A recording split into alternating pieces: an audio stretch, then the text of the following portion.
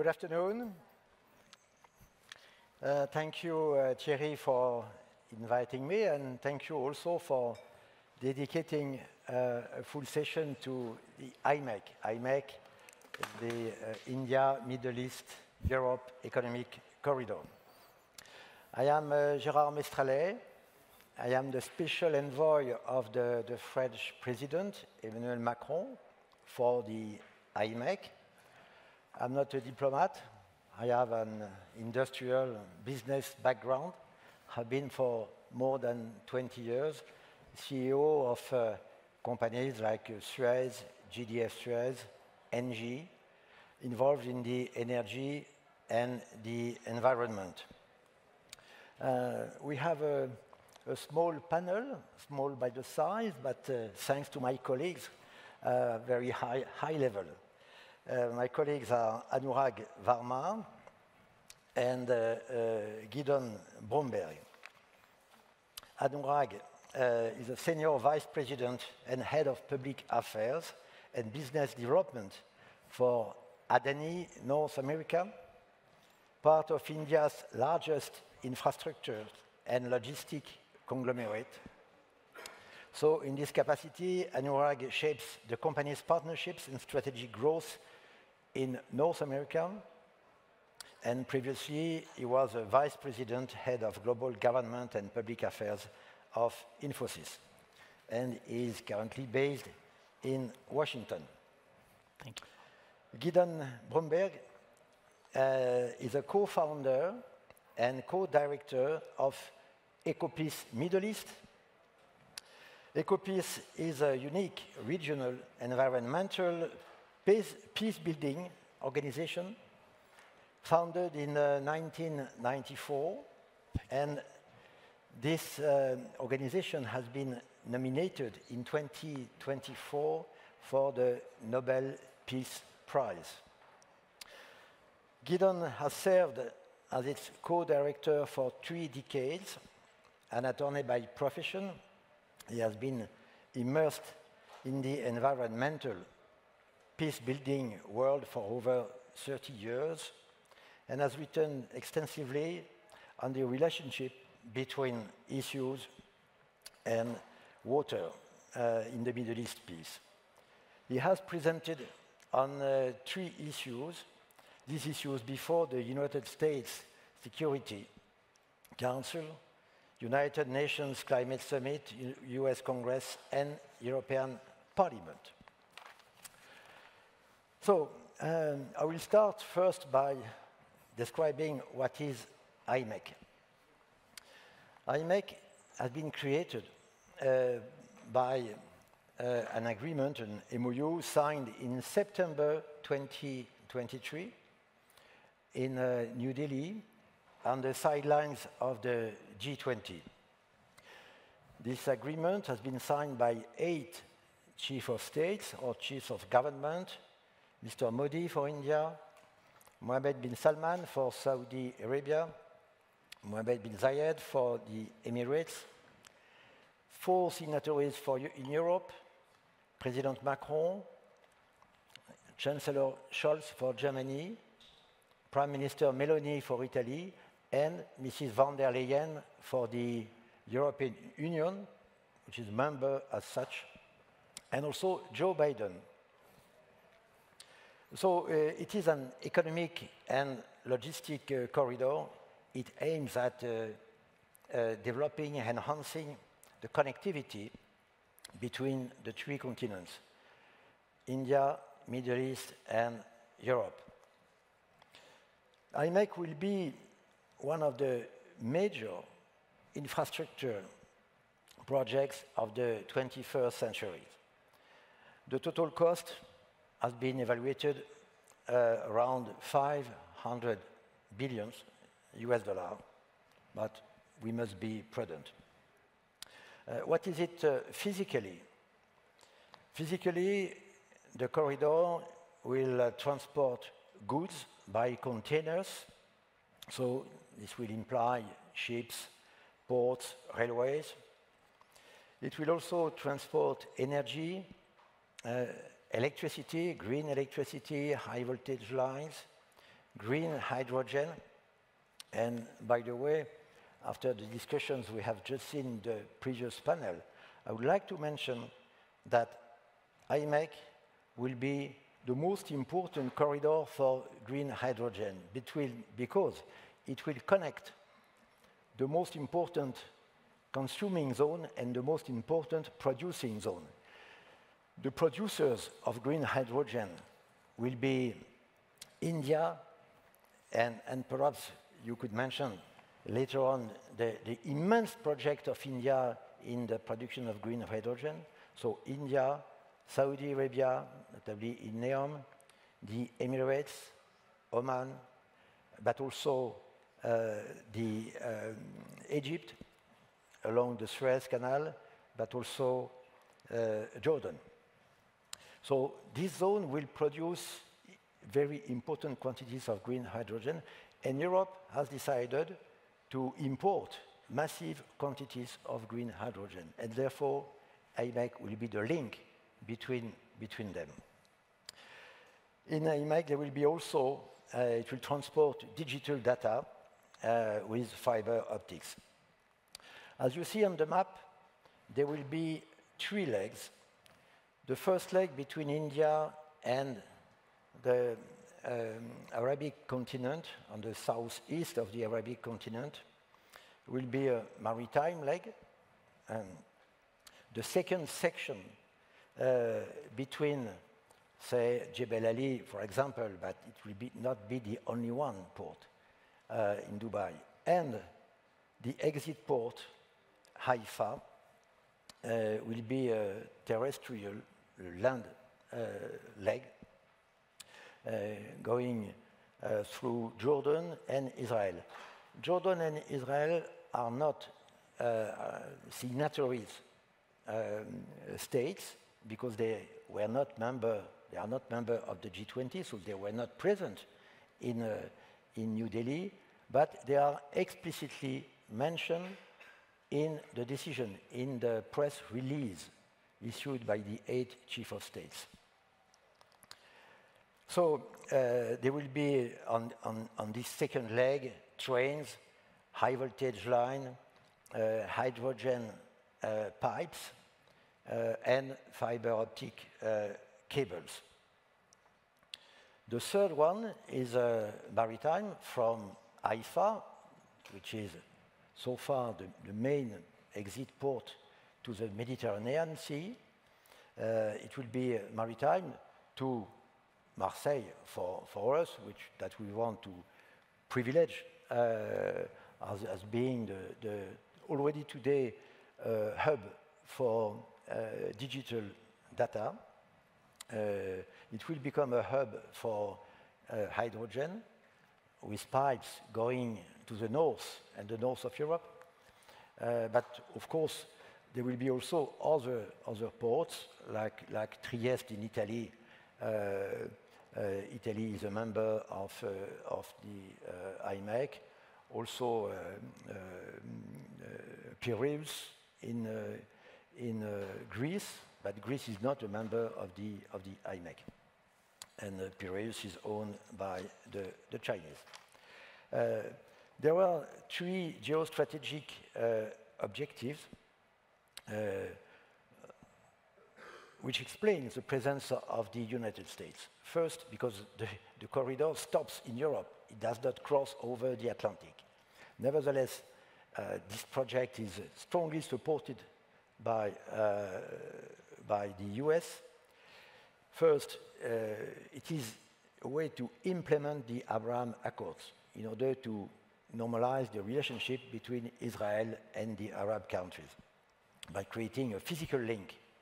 Secondly, it reinforced the links between the Occident and India.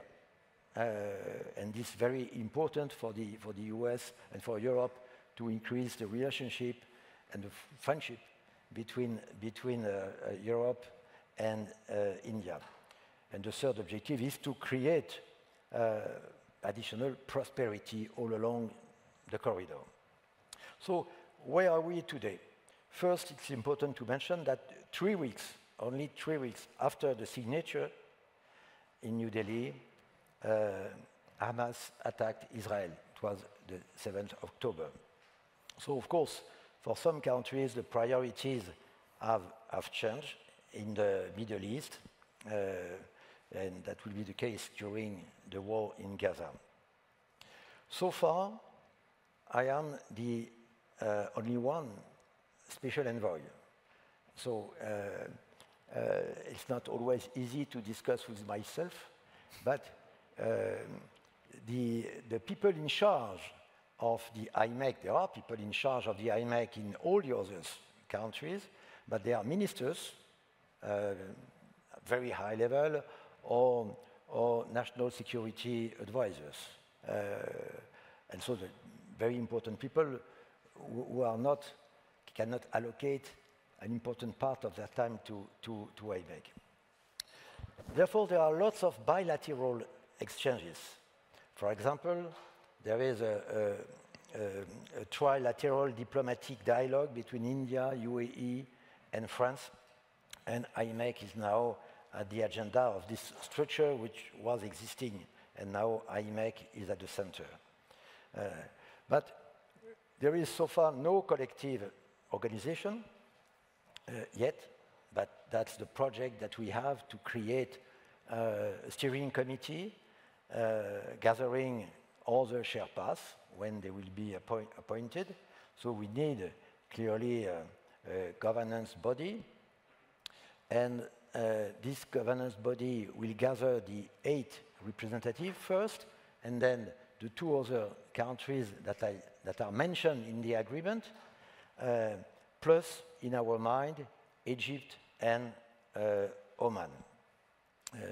That's the first element, the first step. Secondly, there are lots of studies to be launched, studies for the identification of the infrastructures, where they are, what are the efficiency capacities, should we increase the capacities of the ports? Some terrestrial infrastructure do not exist yet in the Arabic continent, so they have to be done. What is the best track? There will be a central track, normally to Haifa, but we can imagine other alternative tracks to Jordan, to Egypt, or why not to Lebanon. So this is the second step that we want to put in place. And the third step is to prepare the day after. I explained, IMEC will create prosperity, growth around the track. We will create special economic zones, industrial zones, logistic zones, in order to have jobs, growth and prosperity, mainly in the hinterland of the ports. That will be the case in India, that will be the case in Marseille, it will be the case, it is mainly already the case in Dubai and Abu Dhabi, but can be developed, and also the case in Haifa. The hinterland of Haifa will strongly benefit from the IMEC. And what is the hinterland of Haifa? It's Israel, of course. It's Jordan, south of Lebanon. It's close to the border. And also Palestine. And so we should prepare the case of IMEC being a strong element for the day after. I will stop here. And now, Anurag, you represent the private sector with the Adani Group. It is present in ports, in infrastructures, but also in energy. So what is your perspective? Well, thank you, Your Excellency. Pleasure to be with all of you today. Let me start by introducing the Adani Group. Many of you may know we are India's largest infrastructure and logistics conglomerate. We have approximately 30 plus companies, 10 of which are publicly listed. In infrastructure alone, I will tell you, in India, we have about 18 gigawatts of thermal energy that we generate. We have approximately 12 gigawatts of renewable energy that we generate and increasing up to 30 gigawatts by 2030. One of our great partners, Total, was just on the stage. We have 7 airports, including Mumbai Airport, which many of you have been to. We are building the 8th airport in Mumbai as well. It will be the 2nd international airport there. We have 14 ports around India. We're developing one in Sri Lanka, and we also own the Haifa port. And we have 3 berths there, and we're expanding to 3 more berths in the coming 6 months. We have over 1 million gas customers, again in partnership with Total. We have 1,000 compressed natural gas stations. We have 23,000 circuit kilometers of transmission lines around India. We are the largest solar panel manufacturer out of India. We will be, within 2 years, we'll be vertically integrated, soup to nuts, top to bottom. We will be exporting about 10 gigawatts within about 5 years. We have 5,000 kilometers of roads. All of this is to say, when you have a global initiative starting in India, going through Haifa and beyond, we're well positioned and very excited at the opportunity to participate and hopefully in some ways lead in this initiative. Later I'll talk a little bit more about India, but I thought for this group, maybe we'd get on the same page on how we as an infrastructure, logistics, and energy company look at the investment. Really, where are the practicalities of why this makes sense? So first and foremost, as many of you know, infrastructure investment is a long-term investment. You don't do it quickly and you don't do it for short term. You invest a lot of money in CapEx, and then you recover the CapEx, and then you make money over the decades beyond that. So that's how we initially look at a project. We look at cost effectiveness. That doesn't mean building cheaply. It means building in a cost-wise manner, such that we build without delays and disruptions. Delays and disruptions are very costly to us. So as we look at whether it be the eastern corridor, the middle corridor, or the western corridor, we look at will this be cost effective, and also is there demand? So in many cases, energy is the best investment because there's a demand all the time, everywhere for energy. Airports, not always, sometimes, right? Everyone needs energy, not everyone needs an airport, right? So these are the things we evaluate along the way. I think the most important thing is innovation.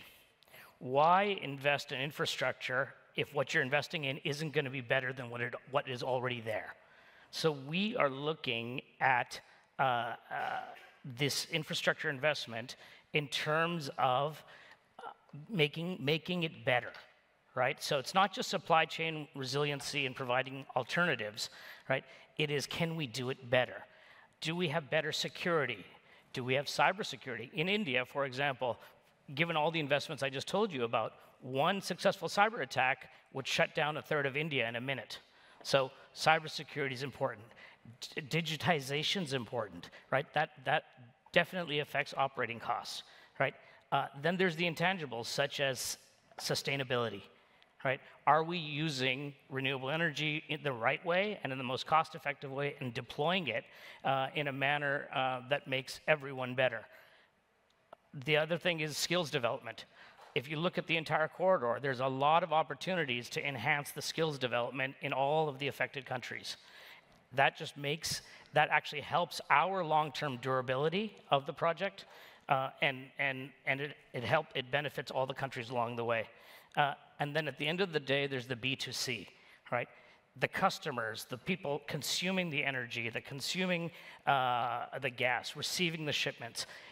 We have to have that in mind, and many times in the current day, that also involves technology.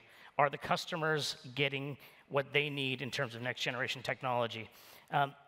With all that being said, I would like to just add one piece to this, which is if you go to the western tip of India, which is our flagship port at Mundra, and Your Excellency, you've been there, it's not just a port, it's a cluster of infrastructure. We have our solar panel manufacturing, our wind manufacturing there. We have our copper smelter there. We have thermal power there. We manufacture all of the pieces that go into solar panels. it's all in a special economic zone made for export. And we'll get to that in a minute, but generally speaking, the idea of having industrial parks along the way in the corridor is a great idea for a hub and spoke for all of the affected countries. Thank you.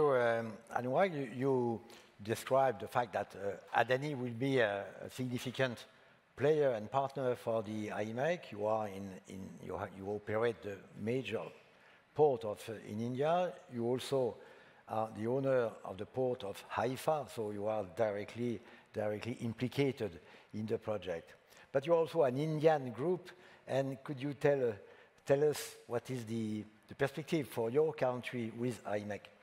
Yeah, so India will really benefit from this. So Mr. Adani, our founder and chairman, when he looked to create this conglomerate, one company at a time, his idea was, how can I help the 1 billion plus people of India and think about the future of India?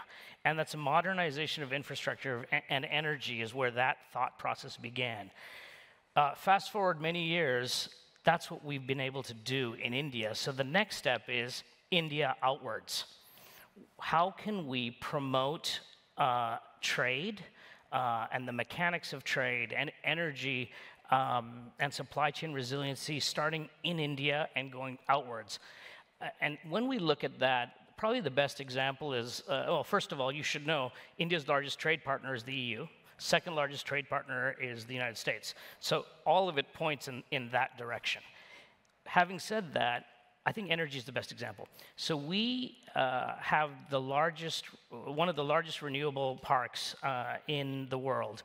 It's about 300 square kilometers of all solar and wind. And right next to it, we have 300 more square kilometers for another renewable energy park for solar and wind. So the first one feeds India. The second one will feed our green hydrogen plans. So 100 kilometers and we'll lay the transmission lines all the way to the port, and we'll have our electrolyzers at the port, and you've been to the port, and that's where we will convert the green hydrogen into ammonia and then ship out towards IMEC. And first of all, our green hydrogen is the most cost-effective in the world. We have the skills in India for the conversion to ammonia, and one of the hopeful benefits that we can provide to the region and along IMEC is distribution of green hydrogen. Thank you very much. Gidon, with EcoPeace, your NGO, your baby, you are working with people from Jordan, Israel, and Palestine, even now, on concrete projects that could help for the day after. Could you tell us how you are succeeding in doing that, and what is the peace triangle? Thank you very much. If we could put the slide of the peace triangle on the screen as well. It's a real honor to be here. And I think it's a real credit to the organizers for also inviting a civil society organization to speak on this stage, because we want to contribute and we want to speak about the elephant in the room.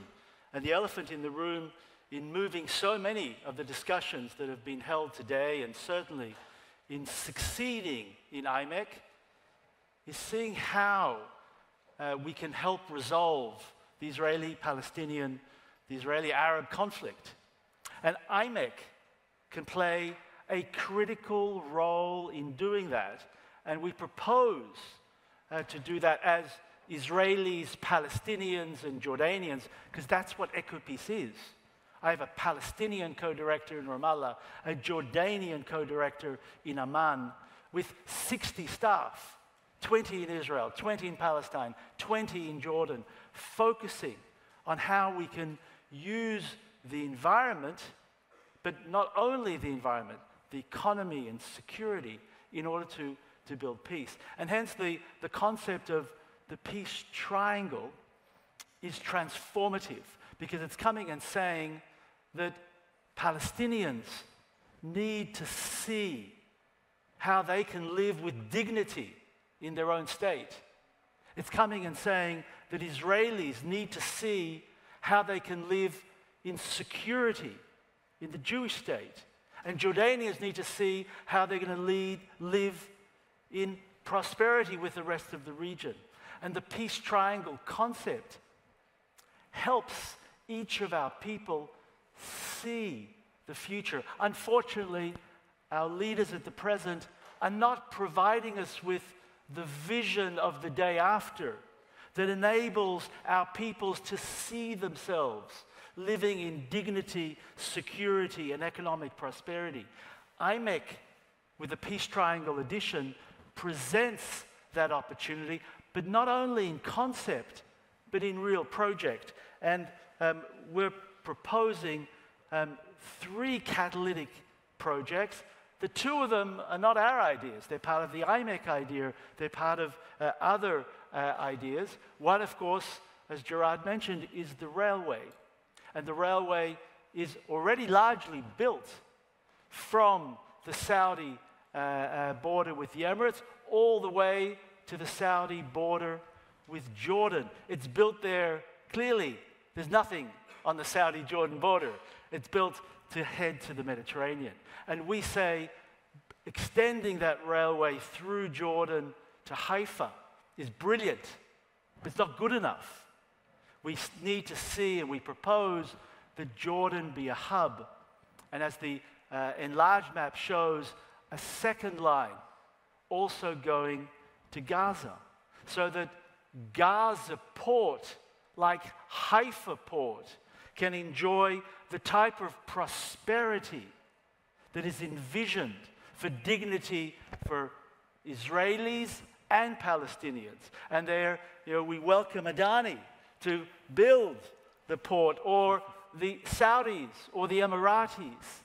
And by doing so, the project becomes catalytic, because it doesn't just meet Palestinian dignity needs of prosperity in their own state, but it also helps meet Israel's security needs of living in its Jewish state. Because as soon as the economies of India and the Gulf and Saudi and Europe become dependent on the railway, on the corridor through Haifa, but also on the corridor through Palestine, the West Bank and Gaza, then it's no longer just an Israeli-Palestinian interest for stability and security. It's the interest of all of our neighbors, of all of our partners in this IMEC corridor. So the corridor becomes transformative when we see how Palestinians, Israelis, and Jordanians benefit. Similarly, another transformative idea, not our idea, of the Middle East, and particularly the Neom area, South Jordan, Neom of Saudi Arabia, southern Jordan deserts, and the Sinai of Egypt, producing large-scale renewables through sun, through sea, through production of green hydrogen. And a study that we were involved with Tel Aviv University shows that this area can supply 30% of the energy, of the electricity needs of the eastern side of Europe, from Greece to Germany. And therefore, it clearly meets also Europe's needs of meeting its climate, European green targets, but it also helps Europe to remove itself from a dependency on Russian gas. And in this concept, again, we see in the red lines important developments. Europe is already connecting its electricity grid from Greece to Crete to Cyprus and onto Haifa. And there are plans from Cyprus or Crete also to Egypt. And we say, great, but not good enough. We need to see the infrastructure that Adani is talking about, that Gérard is talking about, also to go through the West Bank and Gaza, to go through Palestine. Again, so that we can show Palestinians how their state can live in dignity, and how the rebuilding of Gaza in the day after will not be dependent just on donor funds, but will be led by public-private partnership because of the prosperity that a railway with a port, a export and provision of cheap energy through our three countries can provide our region. And again, through that investment, and it's billions of dollars of investment that also go through Gaza, means that there's increased security for Israel. Because again, the stability of the situation in Gaza, in the Palestinian territories with Israel, becomes a corridor priority. So it's a transformative change in interest. And then finally, on water, and this is indeed EcoPeace's project of Project Prosperity, where we see an agreement signed in 2022 between Israel, Jordan, the UAE, in a water energy exchange, where Jordan's renewables powers desalination in Israel and then sells desalinated water back to Jordan. Well, in our original plan, we saw also desalination in Palestine, in Gaza. And on the day after, we can see large desalination facilities being built in Gaza that not only supply water to the Palestinian population in Gaza and the West Bank, but also sell water to Jordan, making the project a potential public-private initiative, transforming again the interests so that stability in Gaza is not only an Israeli-Palestinian issue, it becomes part of Jordan's water security. And in that way, we're really learning from the experience of Europe, of regional integration. This is the coal and steel that brought Europe together after World War II, that brought Europe to the longest period of shared prosperity. So harnessing the sun and the sea and building the IMEC corridor that invites Israel, Palestine, and Jordan together to join IMEC can be the impetus for the day after to really bring the type of economic, but not only economic, security, climate resilience, and two-state regional integration solution. Thank you very much, Gidon. We wanted, through this panel, to present to you the point of view of the big global business with Adani, the point of view of the local civil society, with people of goodwill, people willing to restore the dignity of the local people living there in a very troubled part of the world, and the point of view of the policy makers. And so the three views gathered in order to support IMEC with three different origins. At the end, we all three are strongly supporting IMEC. Now we'll continue the question, and I come back to you, Anurag. You are based in Washington, D.C., so you work in the field of public affairs, international institutional relations, and we know that this project, IMEC, has been strongly supported by the Biden administration and Joe Biden himself. How do you see the new Trump administration as regards to IMEC? So it's an amazing question, and what I loved is our speaker from about 2 hours ago, the Speaker of the U.S. House of Representatives, Kevin McCarthy, and he kept being asked about what do you think of Trump's view on this and Trump's view on that, and he answered every question by beginning with a smile. right? And that's how we all view it in Washington. You know, what does Trump think about this? And you smile, because no one actually knows, right? What we do know is that Trump is a deal maker. He's transactional. And like many world leaders, he's about his country first, right? So the simple view is, if we just hire American construction companies, he'll be fully supportive. However, it's a little bit more complicated than that with him, right? He will be looking at the flow of American goods across the world, right? If it's good for for American exports, number one, he will be supportive. Number two is the tricky question, right? He has a view that one of the things America needs to build is a supply chain that's not reliant on China. Now, as a private company, Adani, we have no view on that. Our view is to look for opportunities to build and construct.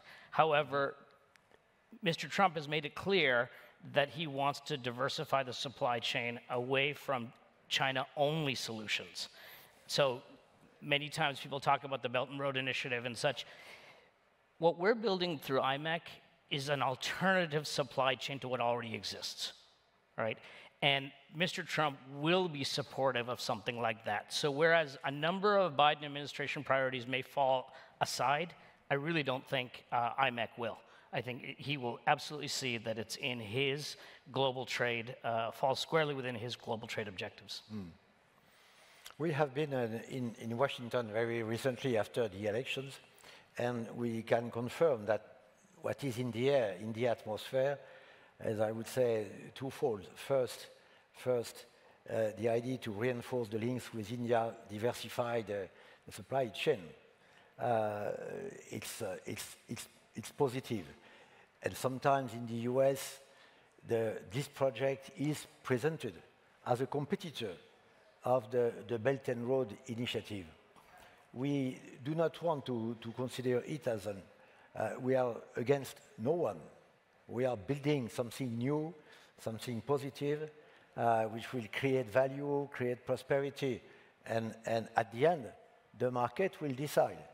But this can be an argument for the Trump administration. The second argument is the fact that, as I mentioned, this project will create a physical link between Israel and Saudi Arabia, the Emirates, Jordan, and Oman. So it is directly the implementation of the Abraham Accords, which has been signed 6 years ago. And the Abraham Accord has been signed by the Trump administration. So there has been continuity from the Trump signing the Abraham Accord and then Biden implementing them through the IMEC. And of course, this would be a positive argument. Nevertheless, no one knows.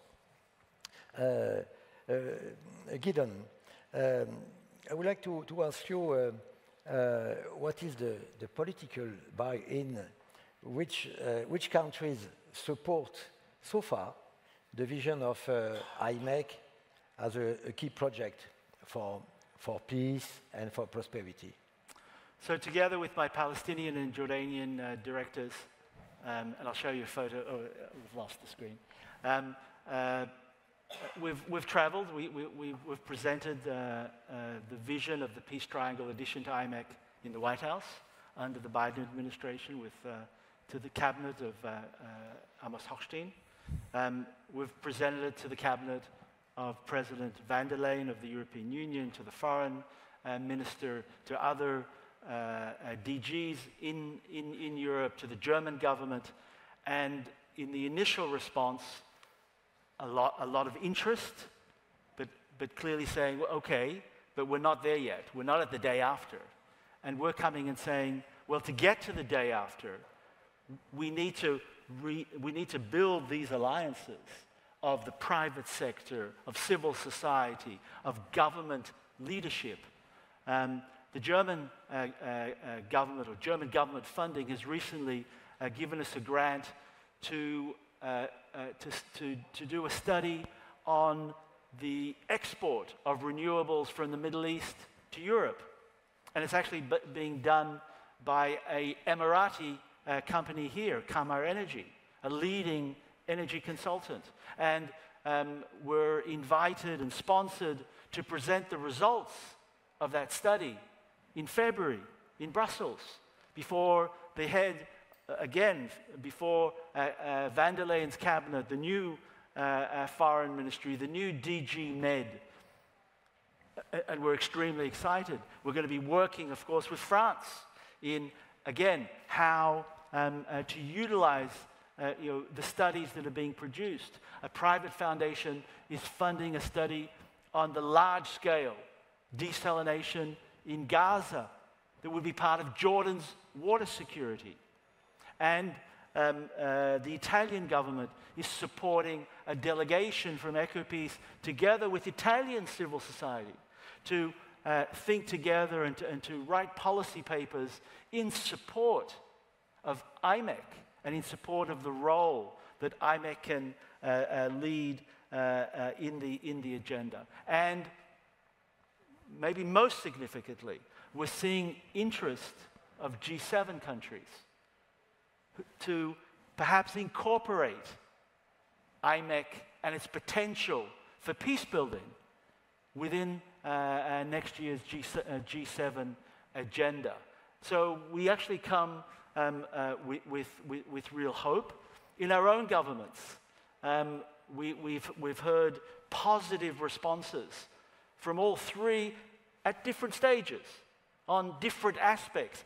Don't expect our three governments to agree outright. That's not the current trauma that our region is in. That's why we need the leadership of the 8 founding partners of IMEC to champion the incorporation of peace building into this IMEC model, and bring on board together, invite Israel, Jordan, and Palestine to actually become signatories of the IMEC MOU that was signed back in September of last year.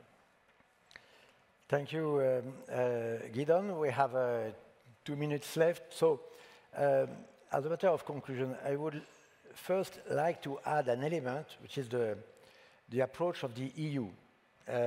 We have been discussing with Brussels, and you know that there is, perhaps that there is in the EU a process, an initiative called Global Gateway.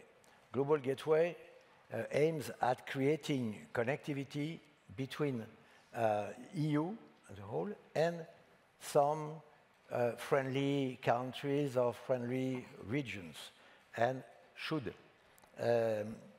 concern 5 sectors: transport, digital, energy, we have the 3, at least 1, and education and health, which are not concerned by IMEC. And so there is an envelope of 300 billion euros for the Global Gateway.